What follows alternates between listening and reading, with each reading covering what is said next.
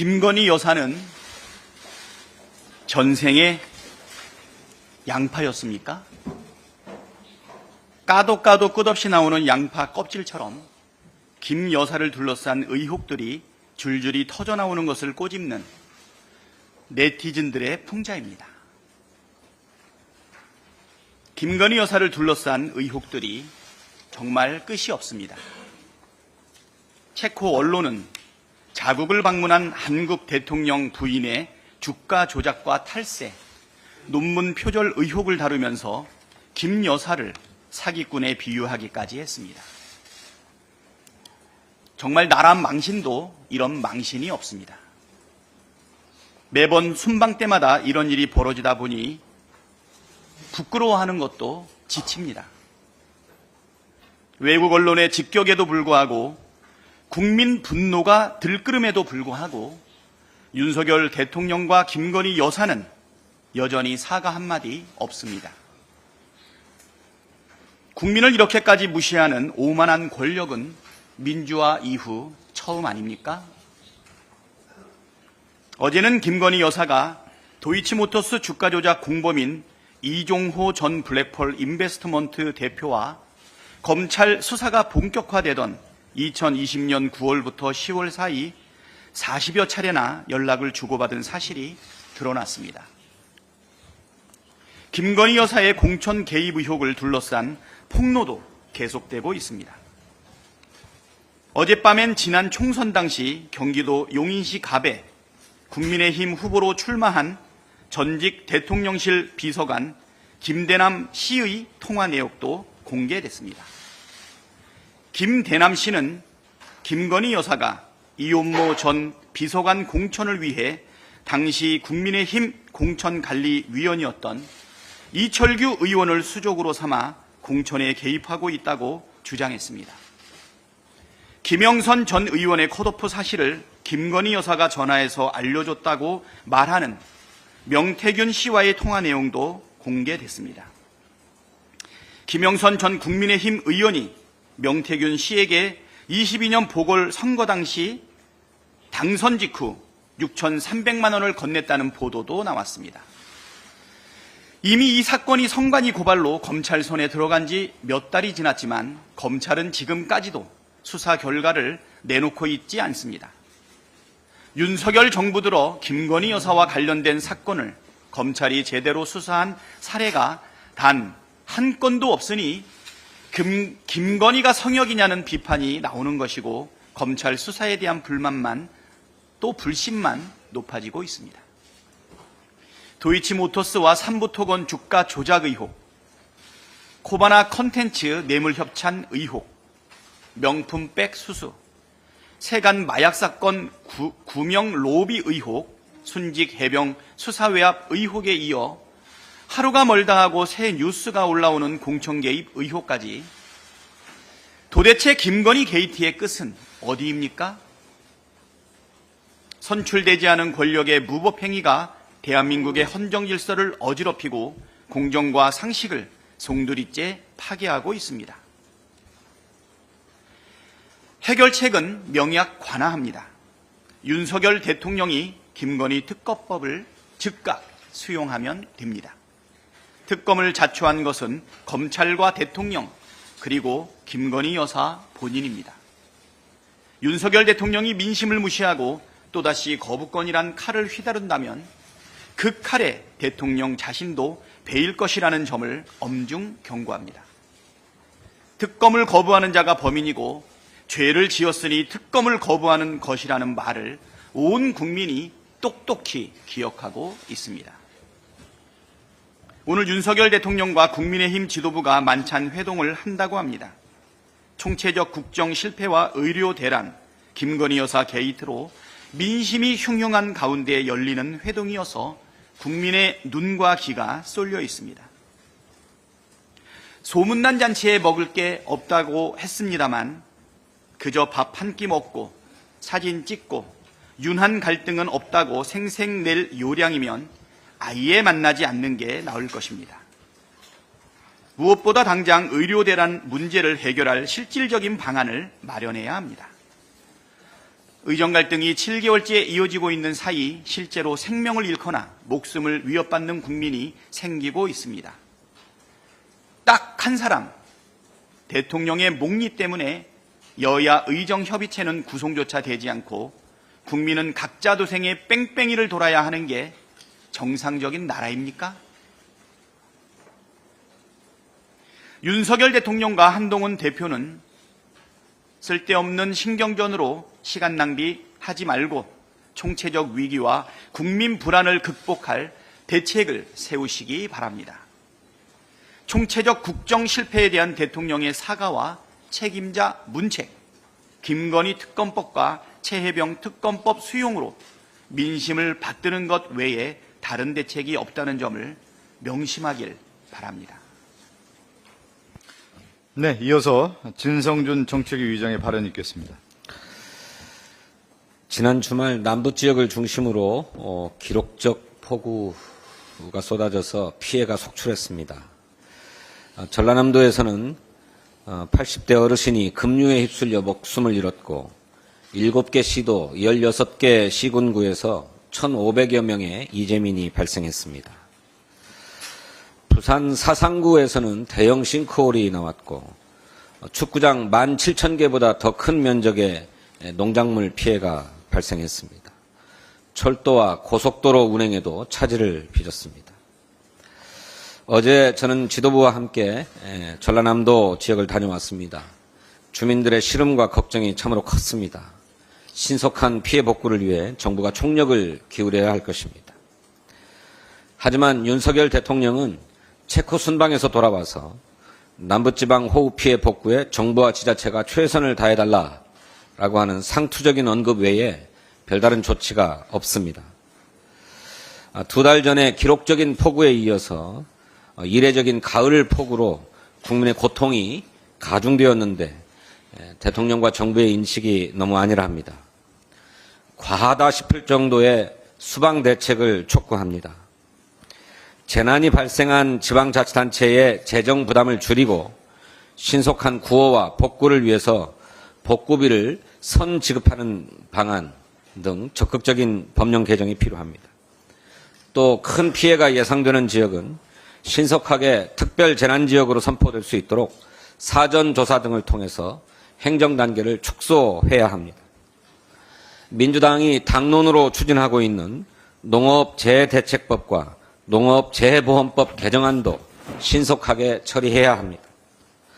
민주당은 폭우로 피해를 입은 국민이 하루빨리 일상으로 복귀할 수 있도록 최선을 다해서 지원하겠습니다.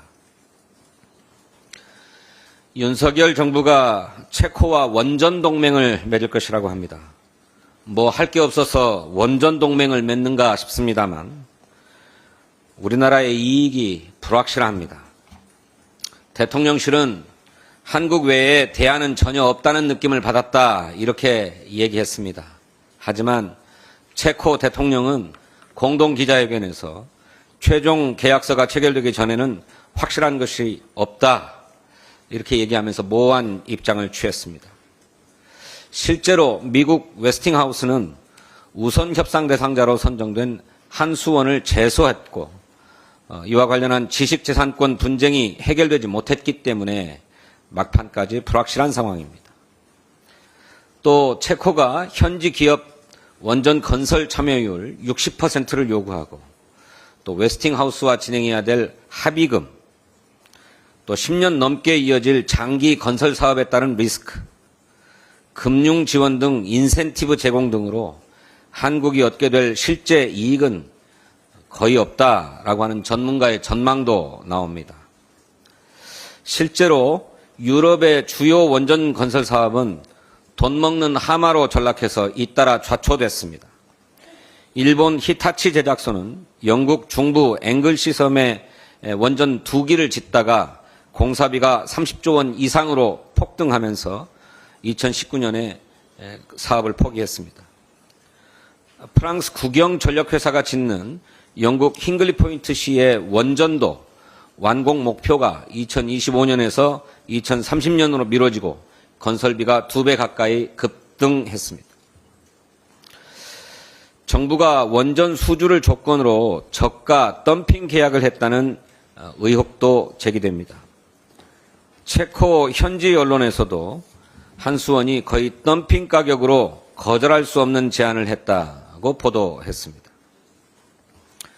우리 정부가 집중해야 할 대상은 원전이 아니라 재생에너지 시장입니다.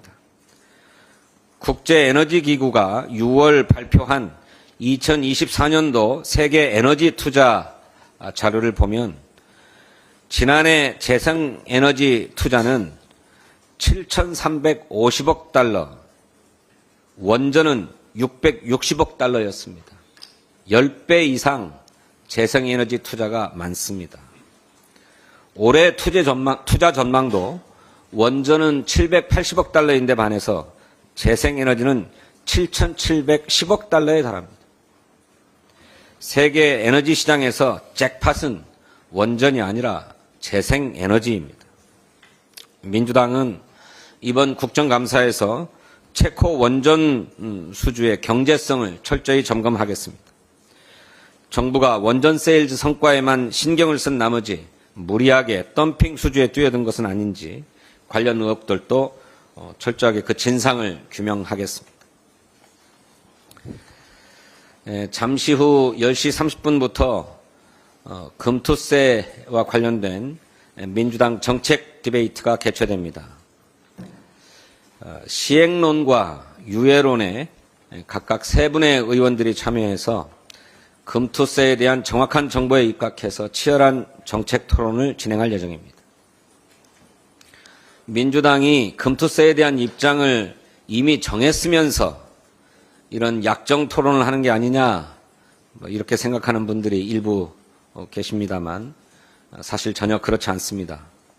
민주당은 오늘 디베이트를 시작으로 정책 의원총회 등을 통해서 당의 총의를 확인한 후에 최종적으로 당론을 정리할 것입니다.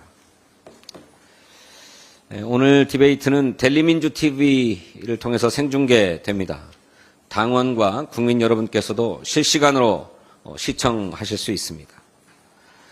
민주당은 금투세 외에도 토론이 필요한 정책에 대해서는 적극적으로 정책 디베이트를 추진하겠습니다. 많은 관심을 당부드립니다. 고맙습니다. 네, 다음으로 김용민 정책수석 부대표의 발언이 있겠습니다.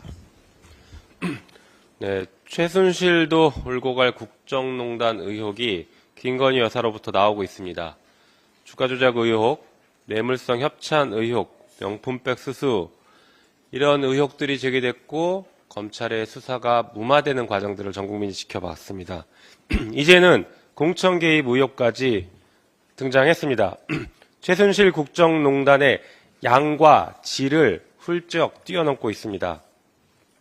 특히 정치 브로커들이 아른거리고 있다는 것이 더 위험해 보입니다. 공적 시스템이 붕괴되고 있다는 증거가 될 것입니다. 여러 정치 브로커들이 현재 거론되고 있지만 그중에서 이종호 씨에 대해서 잠시 말씀드려 보겠습니다. 이종호 씨는 김건희 여사를 통해서 인사청탁을 했다는 의혹이 강하게 제기되고 있습니다. 거기에 대해서 이종호 씨는 부인하고 있지만 이종호 씨와 김건희 여사와의 끈끈한 관계를 유추할 수 있는 대목도 나오고 있습니다. 이종호 씨는 임성근 사단장이 사표를 내지 않게 하겠다라고 했고 실제 사표를 내지 않았던 점, 그리고 최근에는 처벌도 받지 않게 되는 수사 결과까지 나오게 되는 이 흐름의 핵심 인물이었습니다. 그리고 조병로 경무관에 대해서는 마약 밀수 사건에서 조병로 경무관에 대해서는 징계 절차를 거치다가 불문 처분 결정이 됐습니다. 여기에서도 이종호 씨가 중요한 역할을 했을 것이라는 게 핵심 의혹입니다. 보도에 따르면 2020년 9월 무렵 일주일 사이에 김건희 여사와 이종호 씨는 약 36차례의 통화나 문자를 주고받을 정도로 매우 가까운 사이라는 것이 확인되고 있습니다. 당시는 주가 조작 사건 수사가 본격화되기 시작할 무렵이었는데 공범들 사이에 사건 수사를 어떻게 대응할 것인가 라는 것을 대책을 논의하는 통화이지 않았을까로 추정이 됩니다.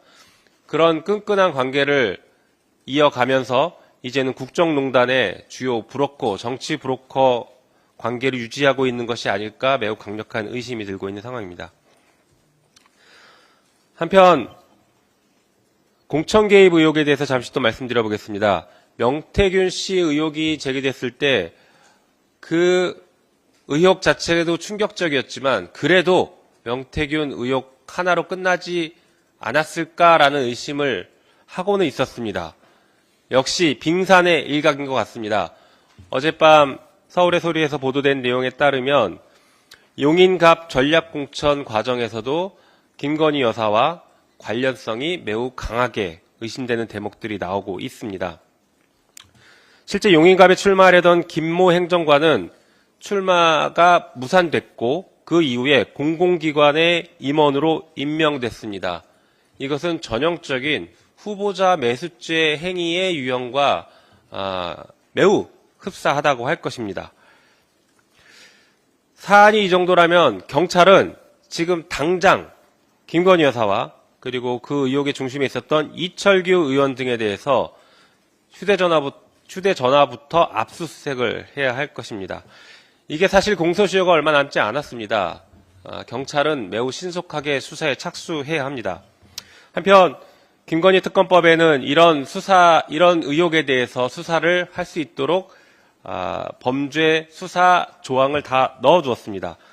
그런데 대통령이 만약 이번에도 거부권을 행사한다라고 하면 이것은 단순히 대통령의 거부권 행사를 넘어서서 범인을 도피시키거나 은닉하는 범죄에 해당할 수 있다는 것을 분명하게 경고합니다. 한편 말씀드린 것처럼 공소시효가 얼마 남지 않았을 수 있기 때문에 대통령실에서 시간 끌기 꼼수를 사용해서 제2요구와 제2요구 이후에 국회에서 제2결 표결이 거쳐지는 과정에서 혹시나 공소시효가 도과될 수 있는 그런 것들을 염두에 두고 꼼수를 쓰고 있다라고 하면 이것은 명백하게 헌법 위반이고 경우에 따라서는 범죄가 성립될 수 있다는 것을 분명하게 경고합니다.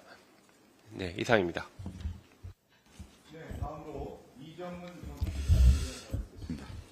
예, 좀 전에 우리 정책위 의장님께서 언급이 있으셨지만 오늘 민주당에서는 금융투자소득세의 시행과 관련하여 정책의총 형태의 디베이트 토론이 있을 예정입니다. 오늘 있을 시행팀과 유예팀의 열띤 토론과 향후 추가적인 정책의총동을 통해서 민주당 차원의 금투세법을 내놓도록 하겠습니다. 아울러 민주당은 금투세 논의에 동반하여 바로 즉시 우리나라 주식시장의 저평가 현상을 해결하고 우리나라 자본시장을 선진화할 수 있는 기업 지배구조 개혁 방안인 이사의 충실 의무 대상을 회사뿐만 아니라 주주 전체의 이익도 고려할 수 있는 상법상 이사의 충실 의무 확대, 최대 주주의 영향을 받지 않는 견제 목소리를 낼 수 있는 독립이사 선임 의무화, 감사위원회 분리선출 단계적 확대, 대기업 집중투표제 활성화, 그리고 상장회사 전자투표 임장 도입 의무화 및 권고적 주주 제한을 허용하는 등의 기업 지배구조 개혁과 소액 주주 이익 보호를 위한 법안 제정 논의에도 즉시 돌입하겠다는 말씀을 드리겠습니다. 예, 이상입니다. 다음으로 서미화 부대표의 발언이 있겠습니다.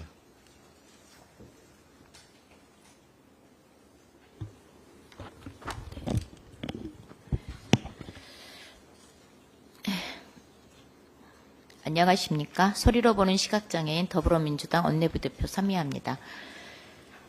도이치모터스 주가 조작 의혹부터 22대 총선, 공천 개입 의혹까지 8대 의혹 진상 규명을 위한 김건희 특검법이 지난주 목요일 국회 본회의를 통과했습니다. 특히 언론을 통해 지속적으로 드러나고 있는 2022년 재보궐선거와 지난 총선 개입은 매우 충격적입니다. 심지어 여론조사 꽃에 의하면 국민 10명 중 6명이 김건희 여사가 공천에 개입했을 것이라고 대답했습니다. 오죽하면 국민의힘조차 김건희 특검법 반대 토론에 차마 나서지 못했겠습니까? 박찬대 원내대표님께서도 좀 전에 말씀하셨다시피 윤석열 대통령과 김건희 여사가 대한민국 정부에는 별 도움도 안 될 듯한 체코 원전 세일즈 순방에 나섰지만 체코 언론에서는 김건희 여사를 사기꾼으로 빗대어 표현했습니다. 정말 나라 망신도 이런 나라 망신이 없습니다. 윤석열 대통령께 묻겠습니다. 김건희 특검법도 거부하시겠습니까? 위헌 이 법을 운운하며 거부권을 내세워 김건희 여사를 감싸고 돌면 돌수록 국정농단의 그림자만 짙어질 뿐입니다. 국민 앞에 정말 당당하다면 김건희 특검법을 수용하고 국민적 의혹을 직접 해소하십시오. 저도 최악으로 치닫고 있는 의료 대란 역시 한 말씀 더 드리겠습니다. 윤석열 대통령께 국민의 희생을 담보로 자아자찬만 늘어놓고 있다는 말을 되돌려 드리겠습니다. 이 말은 윤석열 대통령이 코로나 방역에 힘쓰던 전 정부를 향해서 한 말입니다. 윤석열 정부는 추석 연휴에 의료 대란이 없었다며 자아자찬했지만 응급실 의료진들은 계속 12시간 이상의 가로에 시달렸고 국민들은 갑자기 오른 진료비, 본인 부담률 인상에 생명과 안전을 위협받으면서 공포의 4박 5일을 견뎌야 했습니다. 의료진의 사명감과 국민들의 인내가 윤석열 정부의 변명으로 포장되어서는 결코 안 됩니다. 오늘 윤석열 대통령과 한동훈 대표의 만찬이 소문난 잔치에 먹을 것 없다는 맹탕 만찬으로 끝나지 않길 바랍니다. 이상입니다. 네, 마지막으로 저도 한 말씀 드리겠습니다. 윤석열 대통령이 또다시 거부권을 행사한다면 국민은 정부 여당에 대한 기대를 완전히 접을 것입니다. 윤석열 대통령이 최혜병 특검법과 김건희 여사 특검법에 대한 거부권을 행사할 것으로 보입니다. 국민은 진상규명과 책임자 처벌을 위해 특검이 불가피하다고 말하고 있지만 윤석열 대통령은 국민의 소리를 완전히 외면하고 고집불통의 길을 걸어가고 있습니다. 자신과 가족의 범죄와 비를 덮기 위해 권력을 사사로이 행사하는 참으로 무도한 정권입니다. 국민이 이 모든 과정을 지켜보고 있는데 한 점 부끄러움도 느낄 줄 모르는 사람이 공권력의 정점에 올라가 있다니 대한민국의 큰 비극입니다. 하루가 지나면 새로운 비리가 폭로되는 것이 윤석열 대통령 부부의 현실입니다. 김건희 여사의 공천 개입설과 연루자들의 돈거래 문제까지 언론에 보도됐습니다. 주가 조작, 뇌물수수, 해외 명품 쇼핑, 이젠 공천 개입까지 국민의 분노가 하늘을 찌르고 있습니다. 국민의 힘에 묻고 싶습니다. 언제까지 민심을 외면하고 지지율 20% 대통령의 명령만 따를 것입니까? 김건희 여사의 공천 개입설이 아무 문제도 없는 일이라고 생각하고 있는 것입니까? 윤석열 대통령의 권력이 영원하다고 착각하는 것입니까? 대통령 부부는 특검법을 거부하더라도 국민의 힘은 거부해서는 안 됩니다. 국민의 지지를 먹고 사는 정치인들이 민심을 계속 외면해서는 안 됩니다. 눈을 똑바로 뜨고 대통령이 아닌 국민을 바라보십시오. 성남 민심이 두렵지 않습니까? 이번에는 국민의 힘이 국민의 뜻을 따라야 합니다. 이상 제13차 원내 대책회의를 마치겠습니다. 감사합니다.